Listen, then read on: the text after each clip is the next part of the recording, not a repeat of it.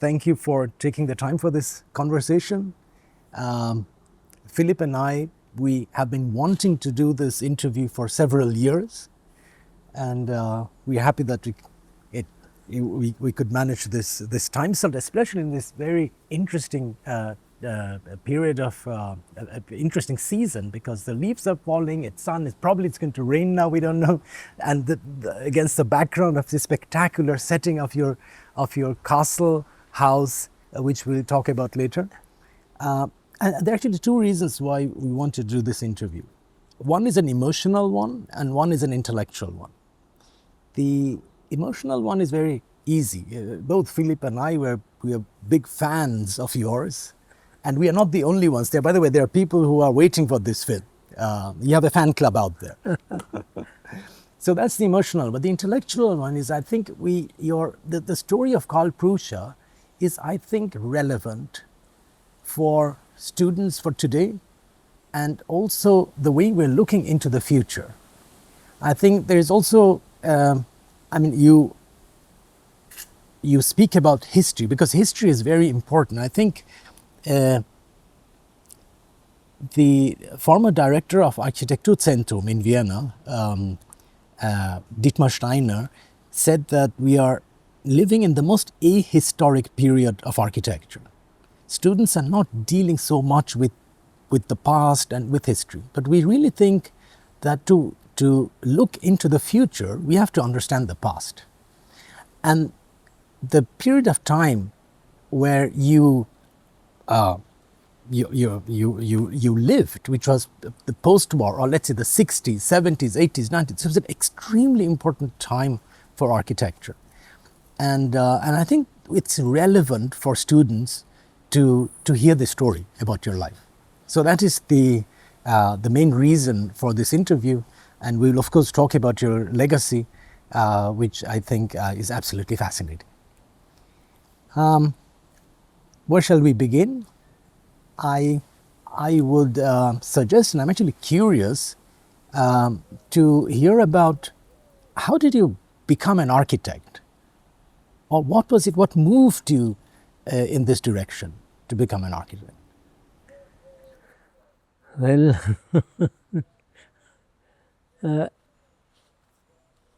it actually happened that way, that after the war, I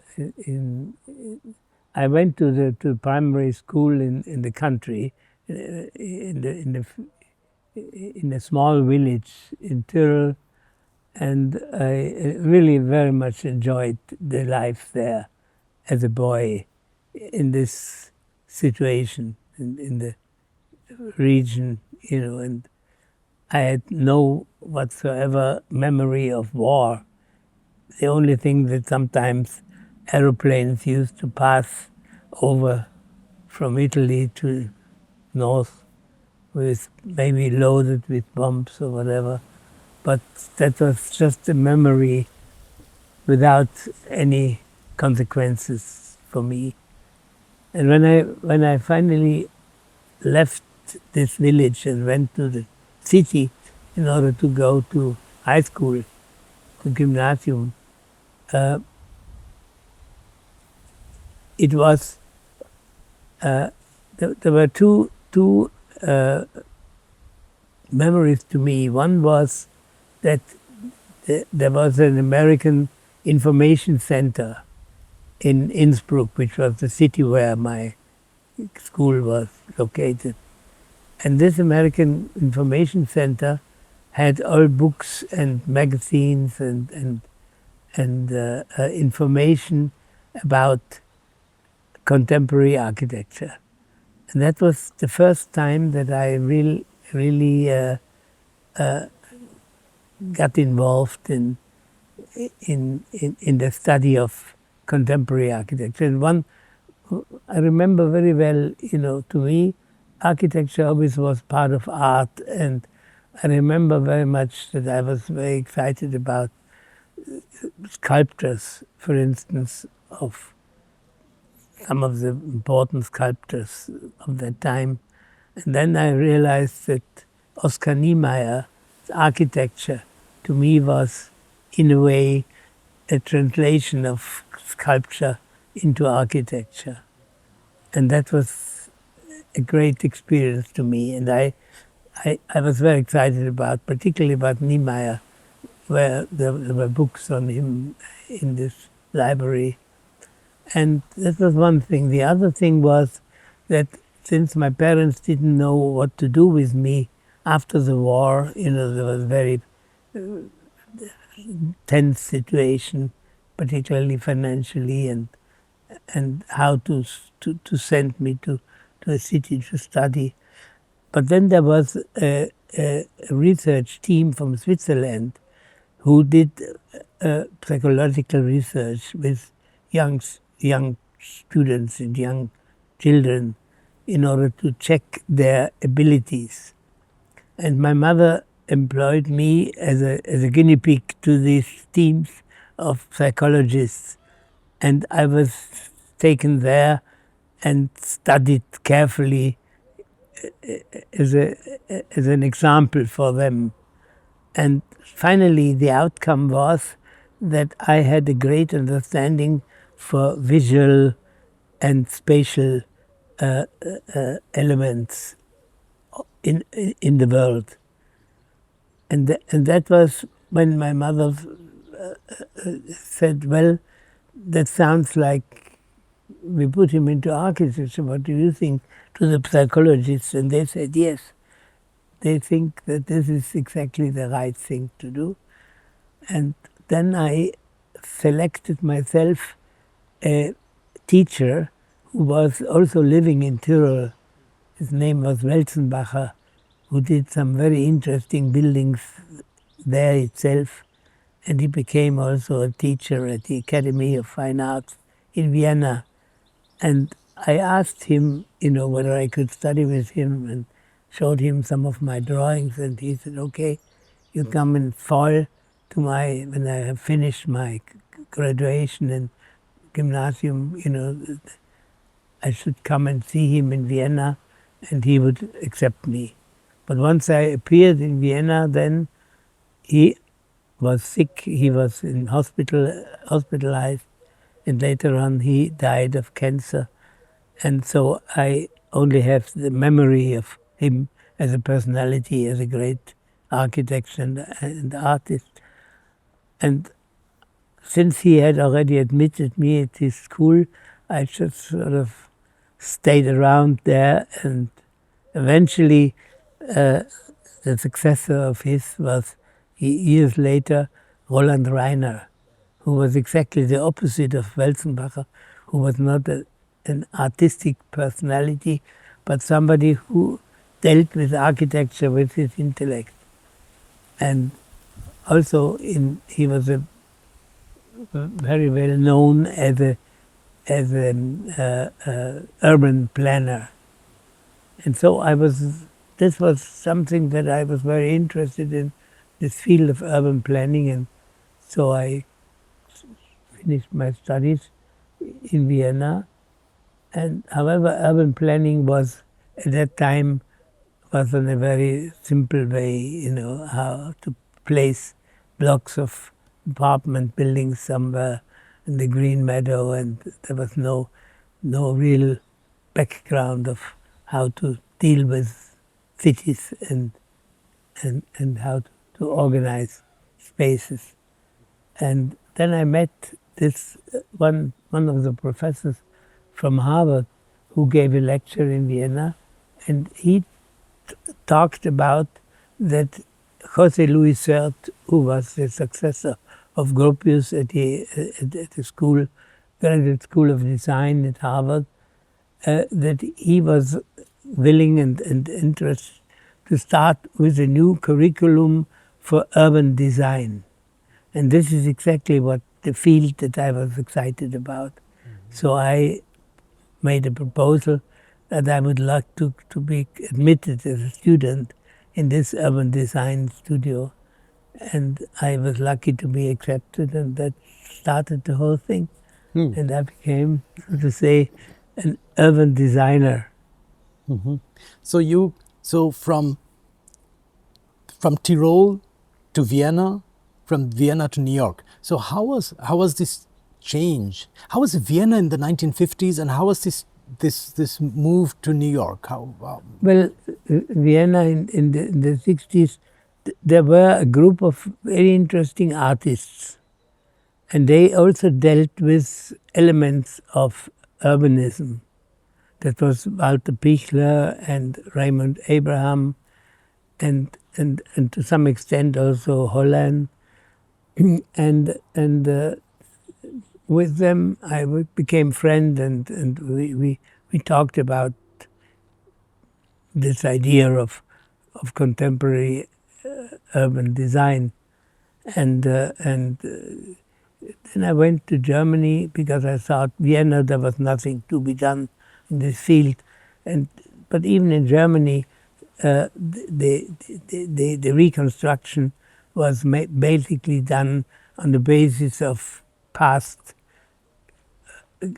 structures, and so I made use of my application to Harvard to study urban design, and since I was admitted, this was... So that means your interest while studying architecture when you came to Vienna was actually not single buildings, but it was the city. This was your topic right from the beginning. Yeah, you see, strange enough, I was never really that interested in architecture. It was really the idea of space, urban design, and space and movement. Mm-hmm, mm-hmm. And this ended up in this concept of urban design, mm-hmm, which was, as I said, introduced by José Luis Sert. Mm-hmm. He was one of the CM members, one of the partners of Corbusier, and that was his main interest as well. Even though he was a great architect himself, mm-hmm, did wonderful projects and very interesting designs, but this idea of urban design was really the major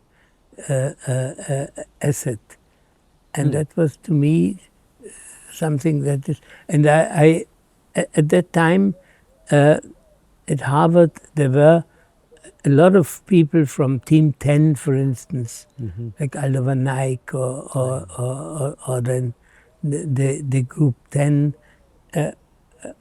Who with doing work in Morocco or in different parts of developing world, and this was another aspect that interested me very much. You see, not just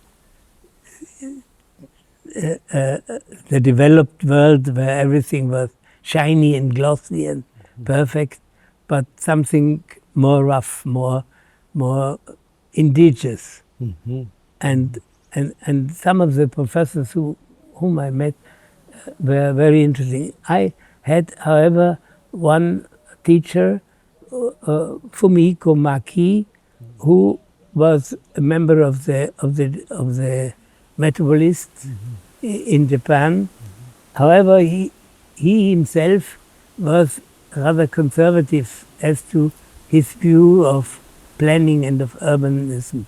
Mm-hmm. Even though he was our teacher, but he was not, to me, he was not enough, like Kikotake or some of the real wild ones, or even Ken Sotange, mm-hmm, whom I met there, were more interesting to me, mm-hmm, than Maki. But Maki was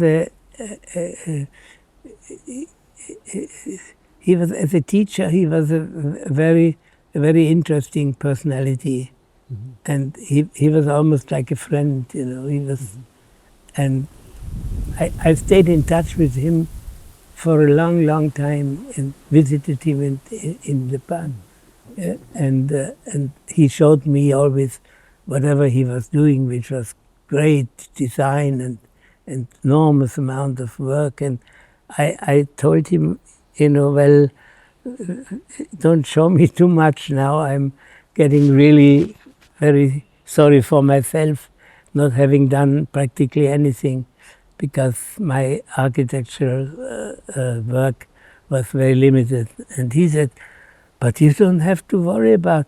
You are an architect, and we only have to try to become architects. But you always were an architect.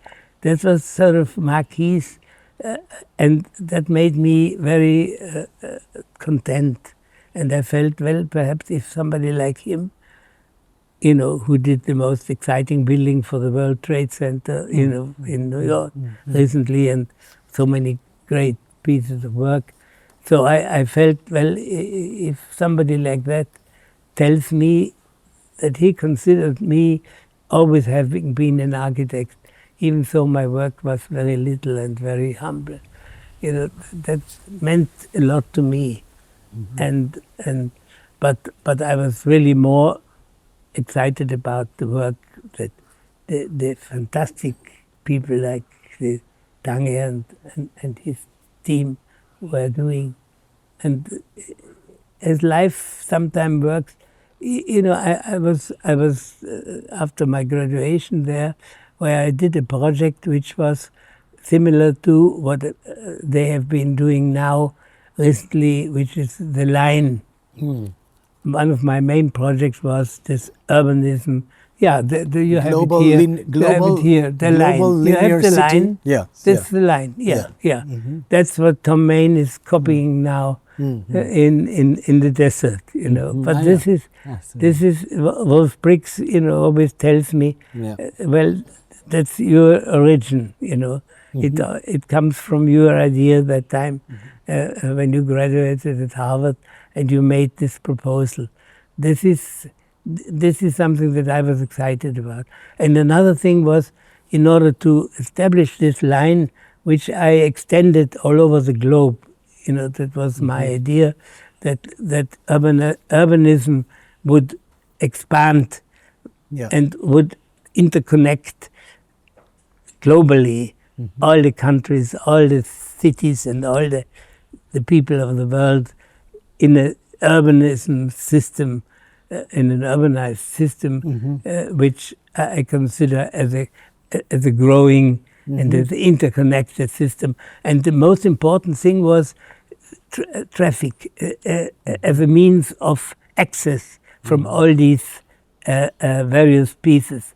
And that's and I proposed a pipeline sort of system where trains and movement of goods and people were shifted with more than 1,000 kilometers per hour. And all my teachers at Harvard, they laughed. They said, Pruscha is completely mad, that's not possible. And now the madman of Trump, he's proposing. Elon Musk. He has already proved that it's possible to do something. I mean, this is the intriguing thing, because I remember when I was studying architecture, we used to look at your designs here, and we were wondering how will this work? And I also remember myself that I thought this can't work. This is impossible. But now, especially now you mentioned Elon Musk, the idea of hyperloop. I mean, this is a direct translation, essentially, of his idea. I mean, he doesn't have this global understanding, but this is like like giving shape to Elon Musk's original idea of the hyperloop. So that means these lines which you have drawn here are actually urbanized linear cities, which are crisscrossing the entire planet. And underneath, so there are people moving, there are goods moving, there is information moving, and they're moving in different speeds. So there is like different layers of But the line is not only a compact system, but it branches off, as a diagram I've designed shows, that into rural areas, into small scale development. I see. So it's not just urban. No. So there are small scale developments with slow movement and slow development in the untouched, so to say, nature. And within this nature there is also habitat, but dispersed habitat. And for this dispersed habitat, there's an interesting aspect that I've been dealing in the last years now, since I was living as a teacher in Vienna at the academy, and I had really very little architectural projects to deal with. But I was once invited at the competition, and I was successful, and made a proposal that is eventually the Traviatagasse. You know, the square, yes. the square with the narrow lanes, and this to me would be one of the small-scale cities or villages or habitats in this nature, placed into the nature, but a different kind of life, producing goods, food, and things in order to serve the people who were the brains in the linear city, like Silicon Valleys and things like that. I remember that because when we were studying, we loved the project Traviatagasse, but I obviously did not quite understand it because what we saw was that wonderful shift of the axis. And we were all doing little Traviatagasses in our projects. And we were always shifting the axis a little bit to make it look cool. But we obviously we didn't get the idea. No, this was and I thought, particularly while the linear was kind of a globalized system, the small scale development, they were regional, and they were, in a way, they took example from anonymous architecture within the regional development of the various parts of the globe. So to say, since the traffic system and the system of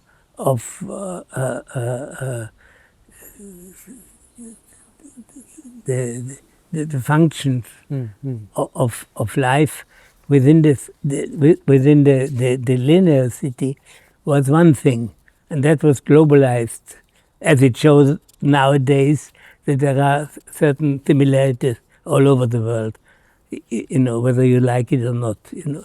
But the other part was regional, of regional nature. And this regional nature made use of traditional architecture and traditional way of life. So, for instance, in you know, the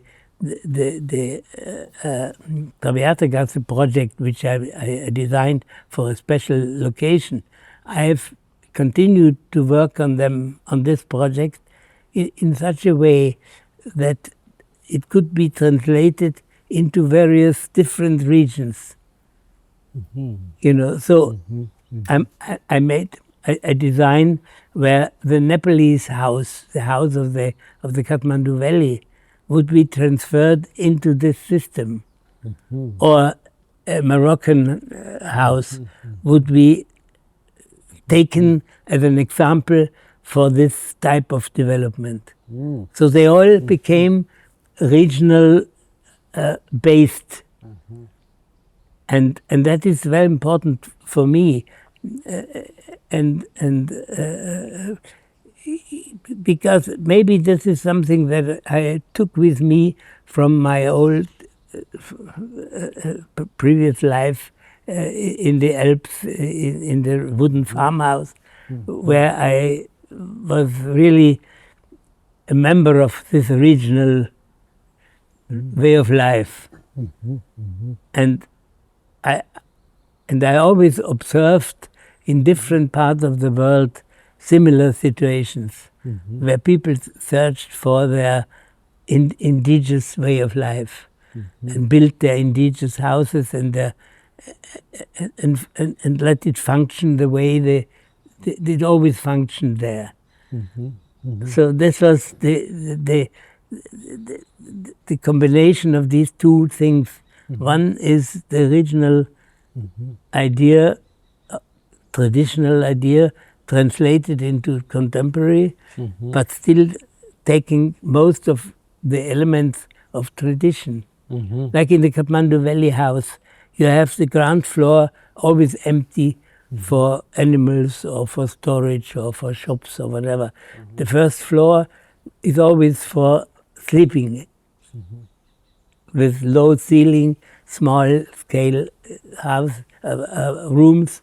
And then one step further is a big room under the roof, which is communal way of life, like my big room up there, and where things are being made and discussed, and women are doing their weaving and whatever.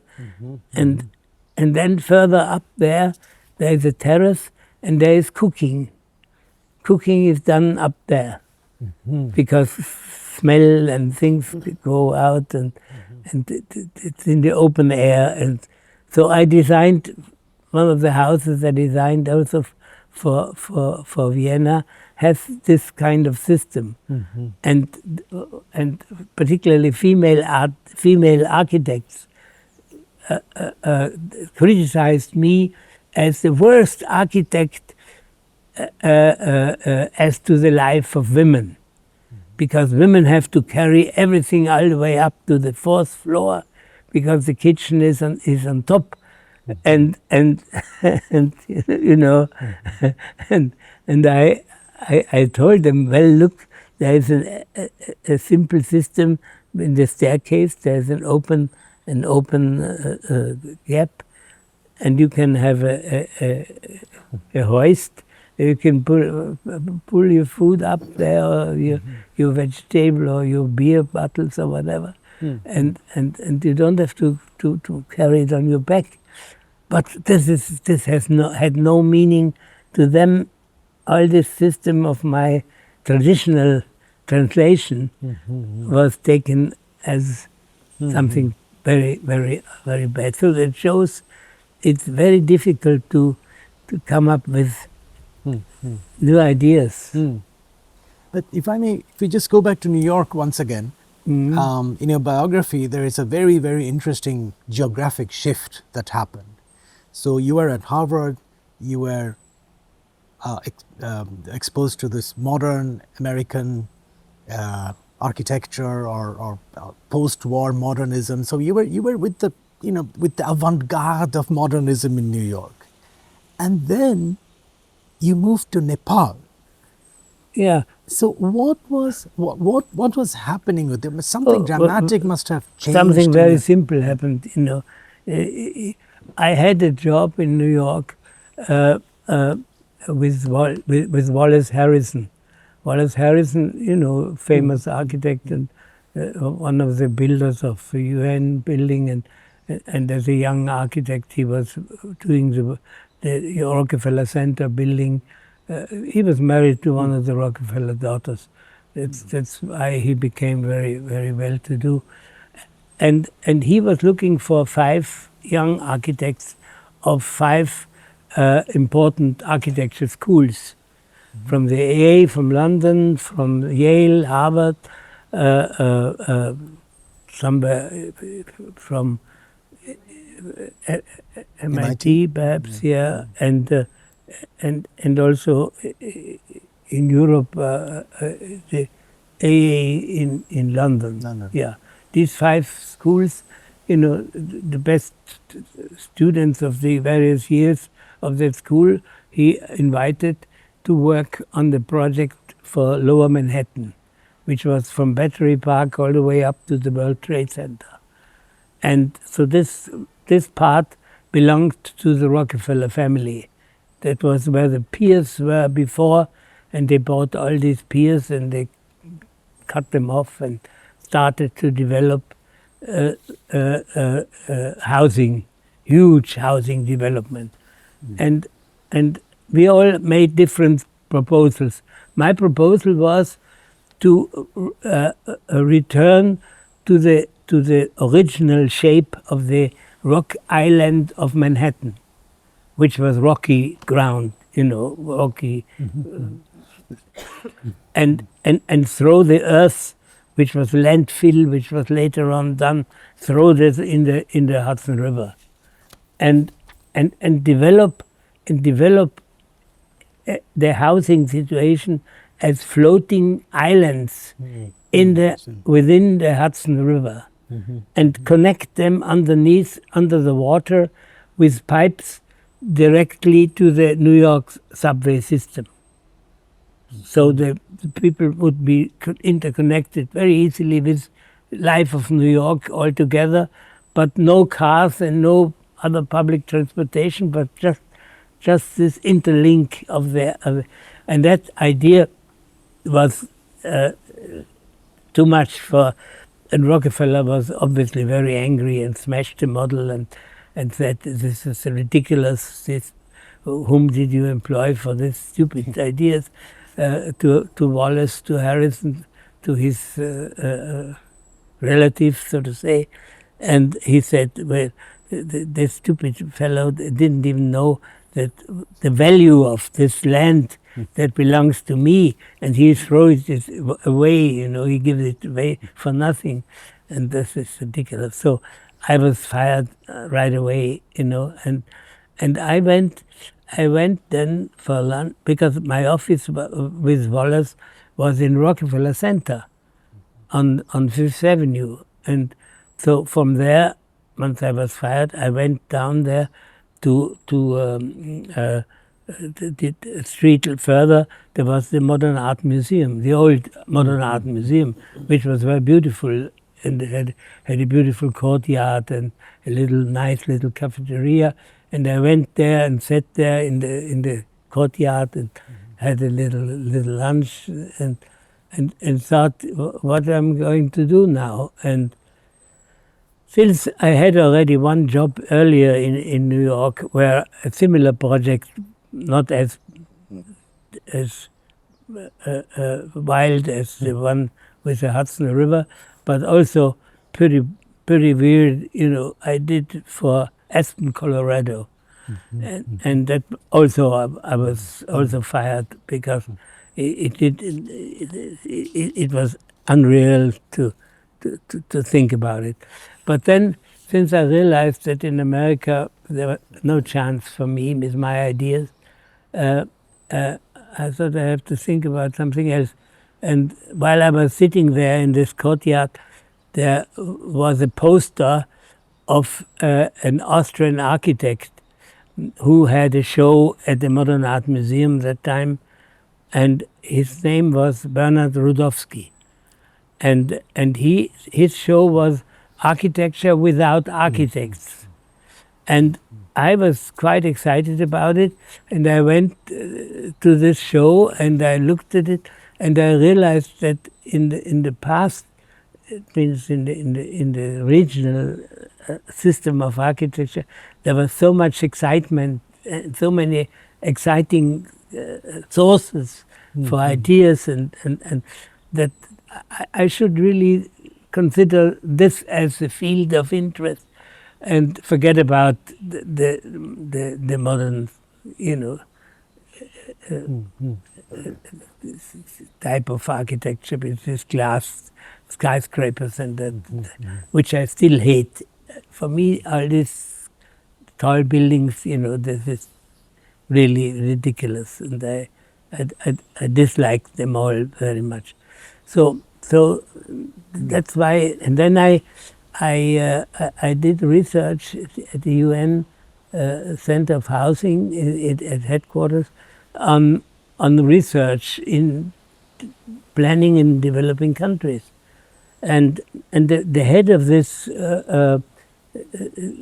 center, his name Weizmann. He was a Jew, and he was originally from Yugoslavia, and he worked as a young man with Corbusier, and eventually joined the UN as a bureaucrat in order to deal with these aspects of regional development in the third world. And he was also a friend of Dean Sert, with whom I talked and said, what do I do now? I failed in all my attempts, and he says, well, talk to this wise man, and maybe he has an idea to send you somewhere where you could test your ideas outside the built-up world. Mm-hmm. And so I did, and this man, he said, well,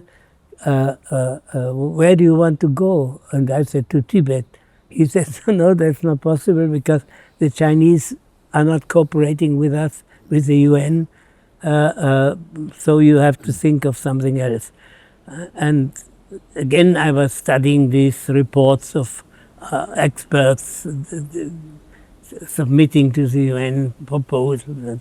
That was all rubbish. It didn't interest me at all, but I was still looking, maybe I find something interesting. And then this wise man one day came and said, Pruscha, I think I found a place for you. And I said, where is it? And he said, well, Nepal.